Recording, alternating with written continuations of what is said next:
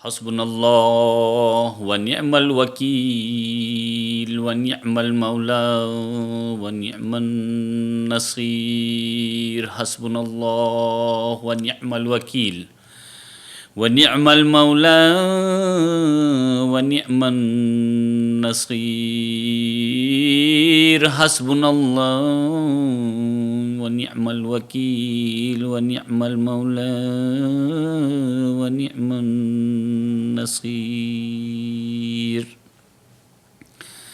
اب تمام کو یا علی مدد. چونکہ لیکچرز کا سلسلہ جاری ہے اور ہم نے دیکھا بہت سارے سوالات بھی ہمارے کچھ دوستوں نے بہت سارے سوالات کیے ہیں. انشاءاللہ ان کے لیے ایک الگ سیشن ہم رکھنے والے ہیں.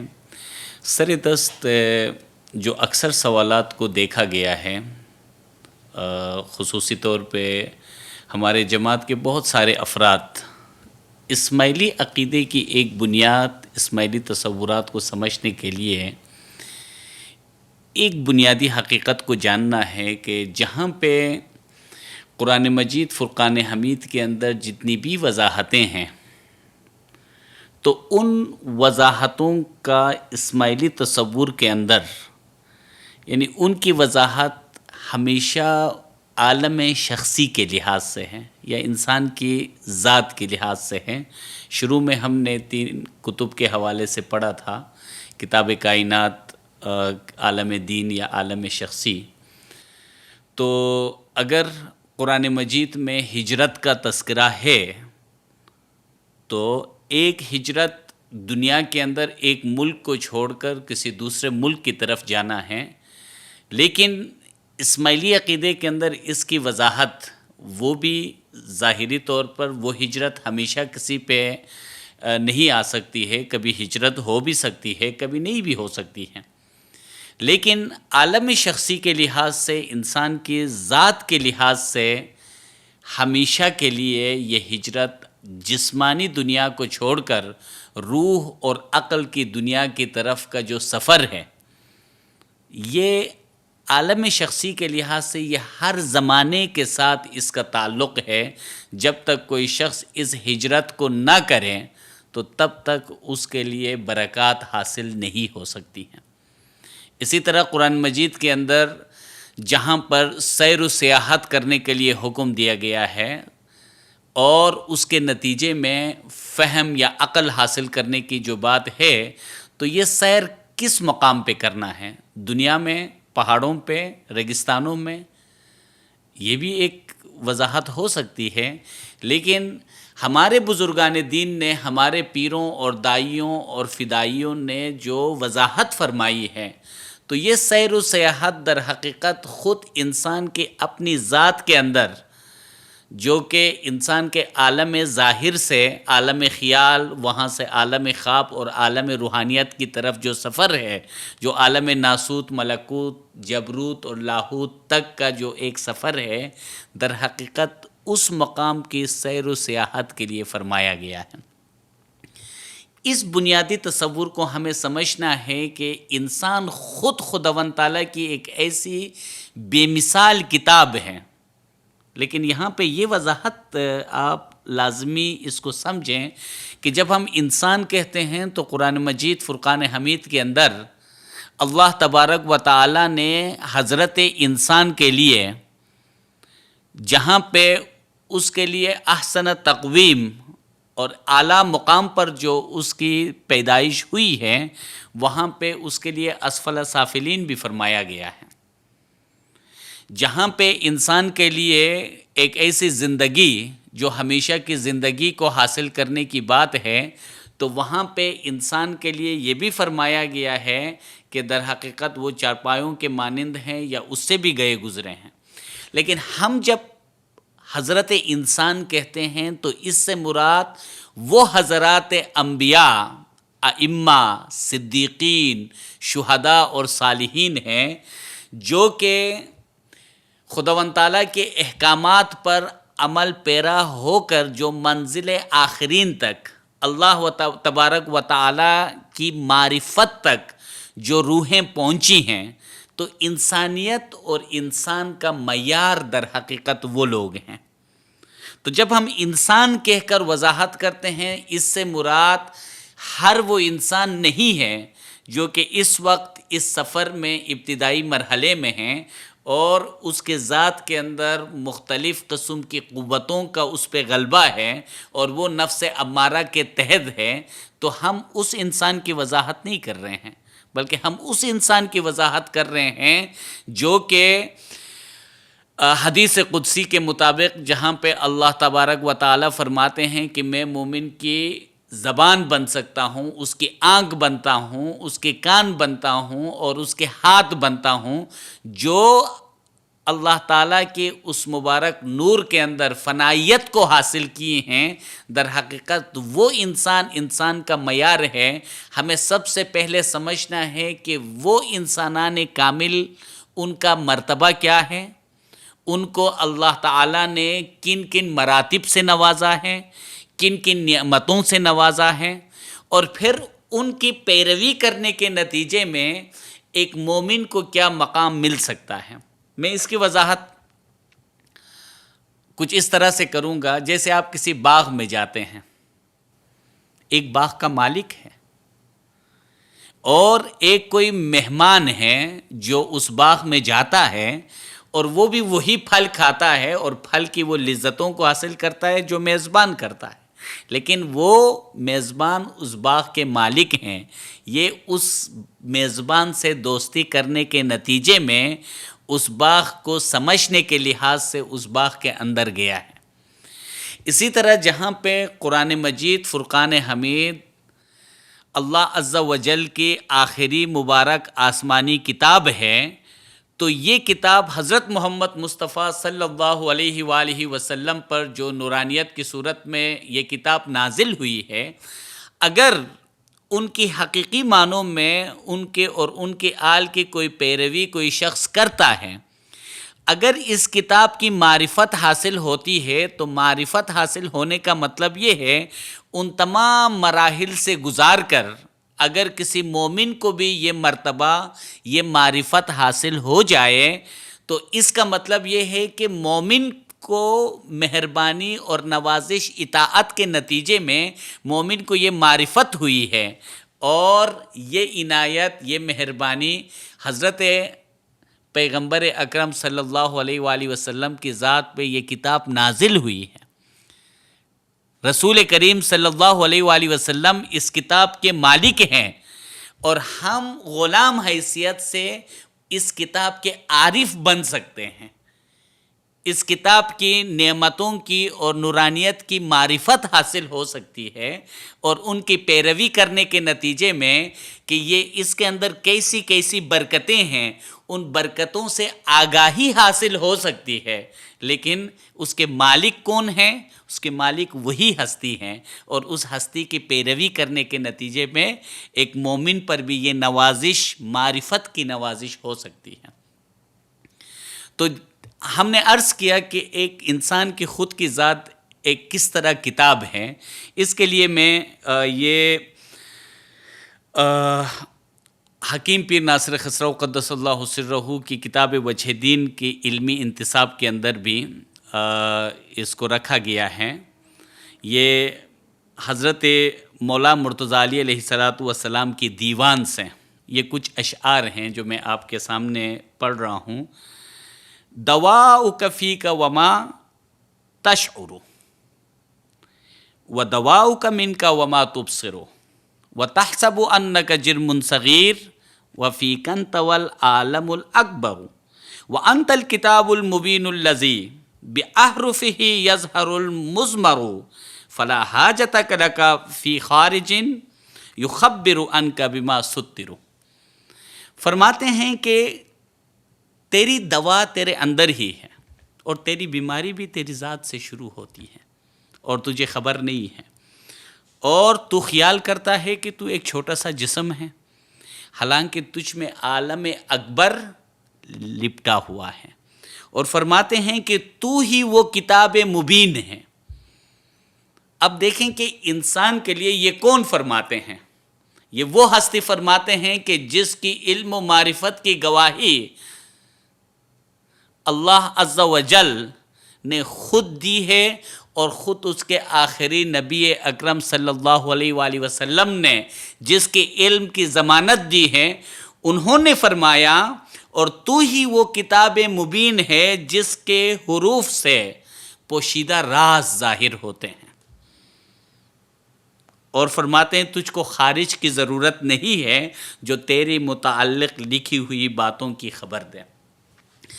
اب اس سے ہمیں اندازہ ہوا کہ ایک انسان اطاعت اور فرمانبرداری کے کرنے کے نتیجے میں انسان کے اندر جتنی قوتیں رکھی گئی ہیں، ان تمام قوتوں کو بحد قوت سے بحد فعل میں اگر ان قوتوں کو لائے جائے تو اس کے نتیجے میں انسان کی ذات سے کیسے کیسے راز ظاہر ہو سکتے ہیں۔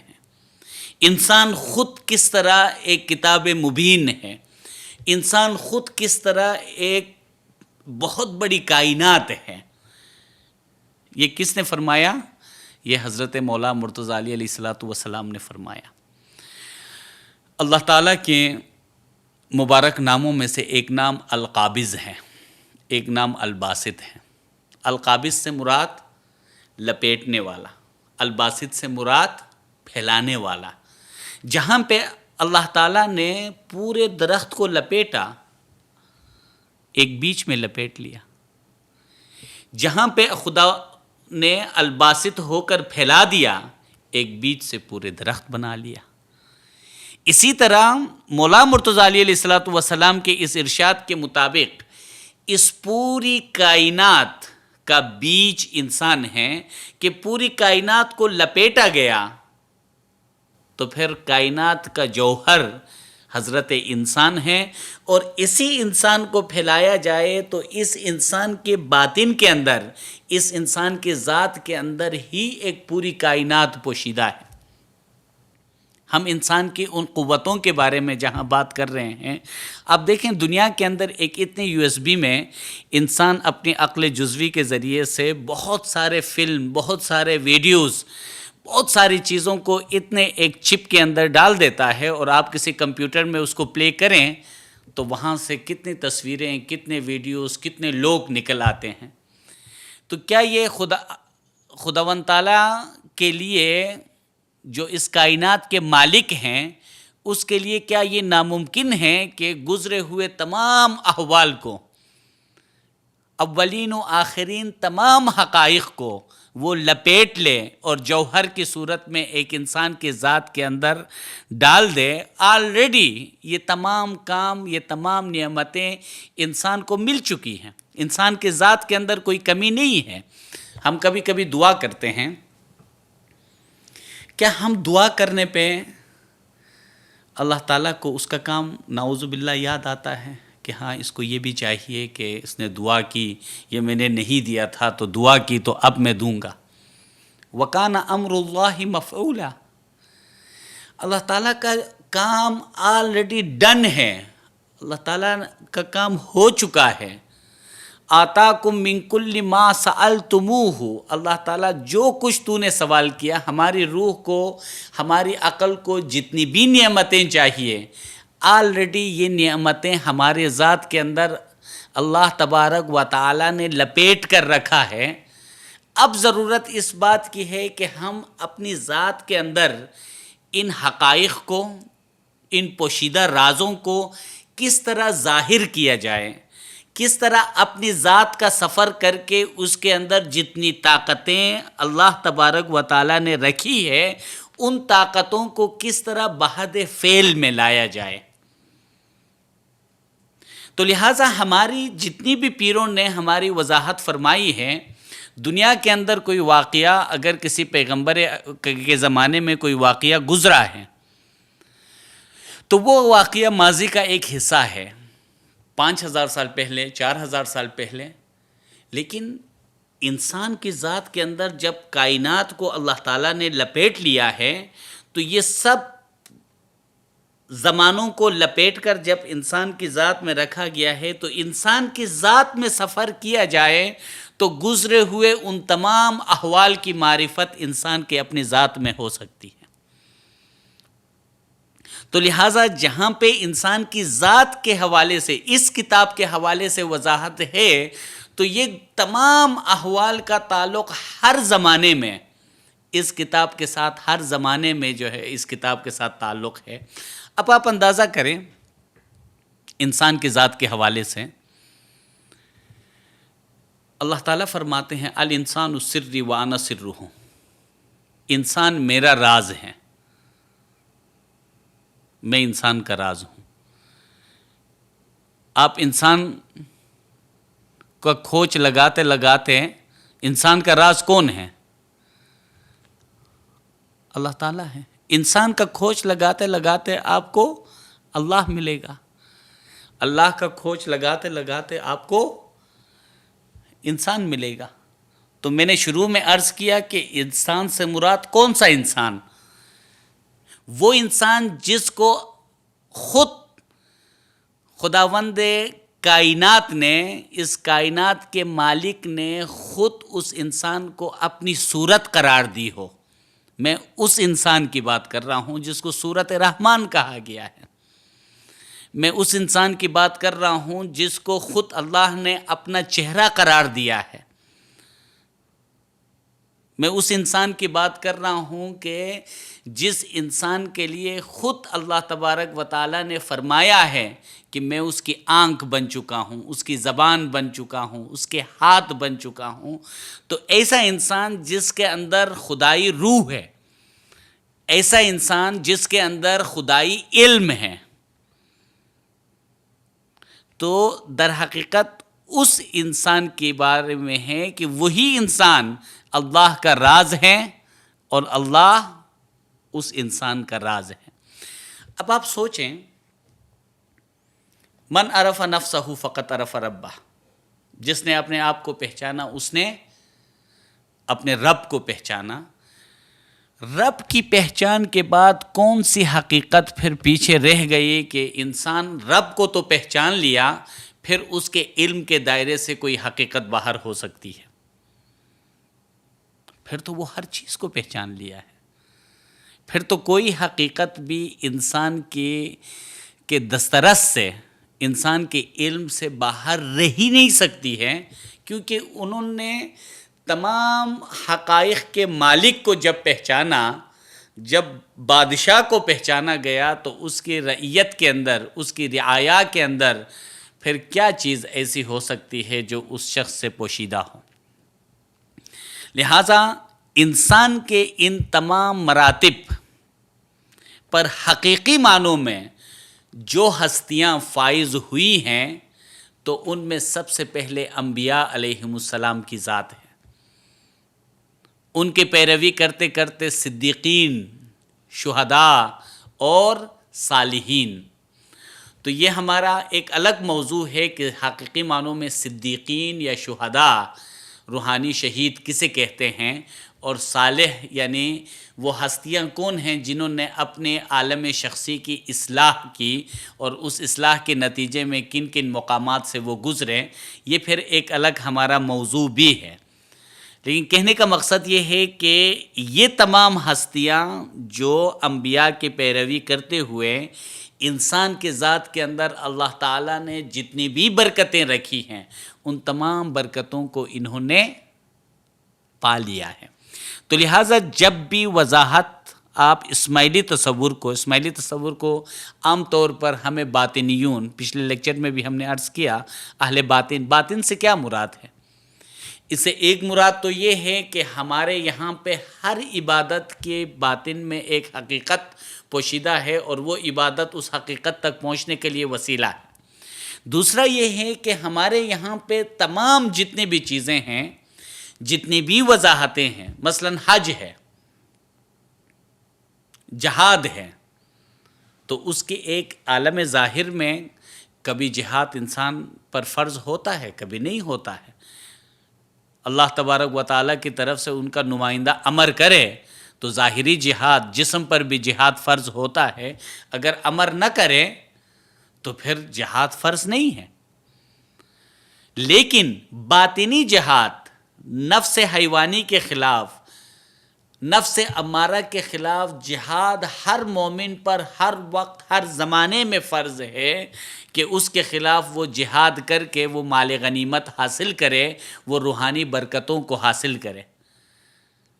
لہٰذا جہاں پہ حج ہے، کعبہ بدگاہ خلیل آزر است، دل نظرگاہ جلیل اکبر است، دل بدست آورد کے حج اکبر است، از ہزاران کعبہ یک دل بہتر است۔ رومی فرماتے ہیں کہ ظاہری طور پہ کعبے میں کسی زمانے میں بت بھی رکھے گئے تھے، لیکن دل ایک اللہ تعالیٰ کے لیے وہ نظرگاہ ہے کہ جہاں اللہ کی نظر ہمیشہ ہوتی ہے۔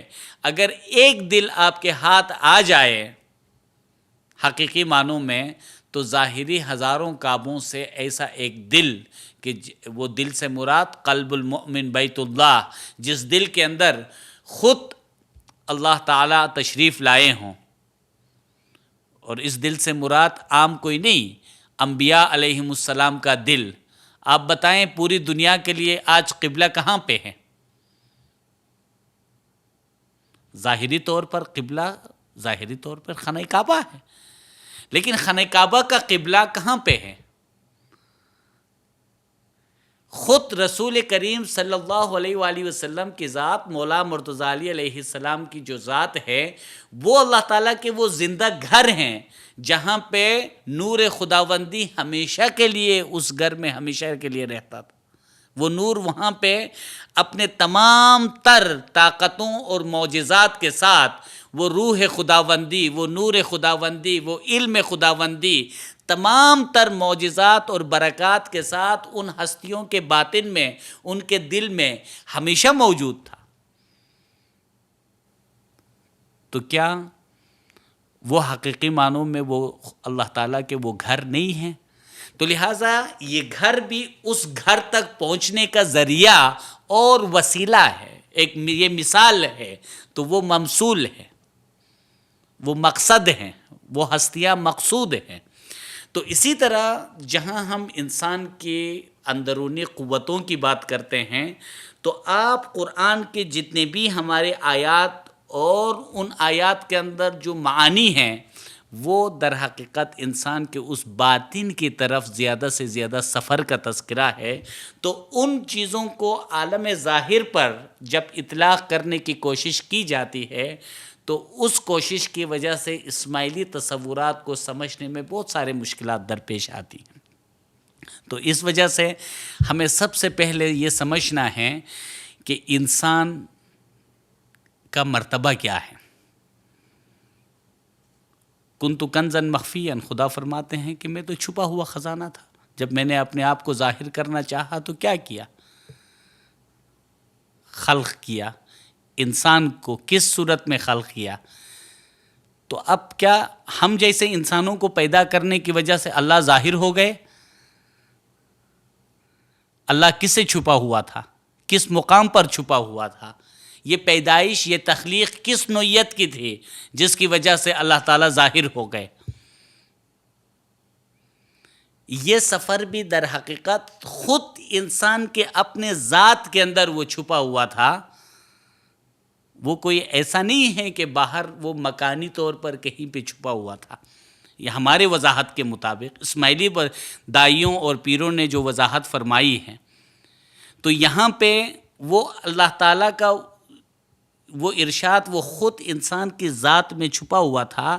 ظاہر بھی در حقیقت یہیں سے ہوا جب انسان کی روحانی اور عقلی تخلیق ہوئی۔ جس طرح انسان کی جسمانی تخلیق ہے، اسی طرح انسان کی روحانی اور عقلی تخلیق ہے، جس کے نتیجے میں وہ چھپا ہوا خزانہ اسی مقام سے ظاہر ہوا ہے۔ رسول کریم صلی اللہ علیہ وآلہ وسلم نے فرمایا کلکم راع و کلکم مسئول عن رعیتہ، تم میں سے ہر ایک نگہبان ہے اور ہر ایک کے رعیت کے بارے میں پوچھا جائے گا۔ تم میں سے ہر ایک بادشاہ ہے۔ کس مقام پر بادشاہ ہیں؟ ہم کس مقام پر بادشاہ ہیں؟ دنیا میں کتنے کلکم راع، ہر ایک بادشاہ ہے۔ ہماری ذات کے اندر اللہ تعالیٰ نے اتنی ساری نعمتیں اور برکتیں رکھ کر پوری کائنات کو لپیٹ کر ہمیں عطا کر کے ہمیں بادشاہ بنایا ہے، اور ہمارے ذات کے اپنے اندر اتنی ساری قوتیں پوشیدہ ہیں، ان قوتوں کے اوپر ہم بادشاہ ہیں۔ ان قوتوں کو ان ہستیوں، جن ہستیوں نے ان تمام قوتوں کو بحد فعل میں جن ہستیوں نے لائی ہے، ان ہستیوں کی پیروی اگر حقیقی معنوں میں کیا جائے تو ہمارے ذات کے اندر بھی جتنی قوتیں ہیں وہ قوتیں کام کرنے لگیں گی۔ آپ شروع میں سورہ فاتحہ کے آغاز میں دیکھیں، بسم اللہ الرحمن الرحیم، الحمد للہ رب العالمین۔ اللہ تعالیٰ عالمین کا رب ہے، عالمین کا پالنے والا ہے۔ یہاں عالمین سے کیا مراد ہے؟ ان کی لوگوں نے الگ الگ وضاحتیں کی ہے، لیکن حضرت امام جعفر صادق علیہ السلام کیا ارشاد فرماتے ہیں؟ یہاں عالمین سے مراد عوالم شخصی ہے، یہاں عالمین سے مراد لوگ ہیں، یہاں عالمین سے مراد چلتے پھرتے انسان ہیں، جس کے خود کے اندر اتنی سارے کائنات پوشیدہ ہیں۔ اللہ تعالیٰ نے ان کائنات کو لپیٹ کر انسان بنایا ہے، تو ہم میں سے ہر ایک عالم ہے، تو ان سب کو ملا کر عالمین کہا گیا ہے۔ اللہ وہ ہے جو ان عالمین کی پرورش کرنے والا ہے، تو ان عالمین کی پرورش کرنے کے لیے بھی اللہ نے کوئی ذریعہ بنایا ہے۔ جب اس عالم کے اندر روح ہے، جب اس عالم کے اندر جسم ہے، جب اس کے عالم کے اندر عقل ہے، تو جسم کی پرورش کے لیے اللہ تعالیٰ نے ایک نظام بنایا، روح کی پرورش کے لیے بھی اللہ تعالیٰ کی طرف سے ایک نظام ہے، عقل کی پرورش کے لیے بھی اللہ تعالیٰ کی طرف سے ایک سسٹم ہے، ایک نظام ہے۔ تبھی تو اللہ تعالیٰ رب ہے، پالنے والا ہے، پرورش کرنے والا ہے۔ تو پرورش کرنے کے لیے انہوں نے ذرائع بنائے ہیں۔ جسم کی پرورش کے لیے الگ ذرائع ہیں، روح کی پرورش کے لیے الگ ذرائع ہیں۔ تو اللہ تعالیٰ نے جہاں پہ انسان کو عالمین کہا، تو تمام انسان، ہر انسان اپنی ذات کے اندر ایک عالم ہے۔ رفتم بسوئی دریا، دیدم عجب تماشا، دریا درون کشتی، کشتی درون دریا۔ میں دریا کے پاس گیا، ایک حکیم فرماتے ہیں کہ عجیب تماشا دیکھا کہ کشتی در حقیقت دریا کے اندر اور دریا کشتی کے اندر۔ تو اس سے مراد کیا ہے کہ یہ انسان ہی کی طرف اشارہ ہے۔ جہاں یہ انسان اس کائنات کے اندر چلتا پھرتا ایک شخص جو اس کائنات کے اندر ہے، اسی مقام پر لطیف صورت میں اسی انسان کے اندر یہ پوری کائنات موجود ہے۔ اور یہی انسان اگر ان تمام ذرائعوں اور ان تمام قوانین پر عمل کرے تو پھر پوری کائنات دوبارہ اسی انسان کے ذات سے ظاہر ہو سکتی ہے۔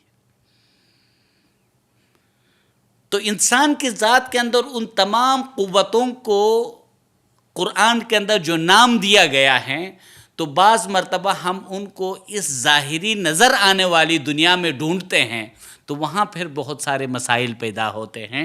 لہٰذا ہمارے بزرگان دین نے جتنی بھی وضاحتیں فرمائی ہیں، تو وہ وضاحتیں در حقیقت اس عالم کے لحاظ سے ہیں۔ اور جب ہم آگے قرآن مجید سے اسماعیلی تصورات کو سمجھنے کی کوشش کریں گے، تو ہمیں یہ سمجھنا ہے کہ یہاں پہ وضاحت عالم شخصی کے لحاظ سے اگر ہم ان چیزوں کی کریں گے تو پھر ہمیں ان چیزوں کو سمجھنے میں ہمارے لیے آسانیاں پیدا ہوں گے۔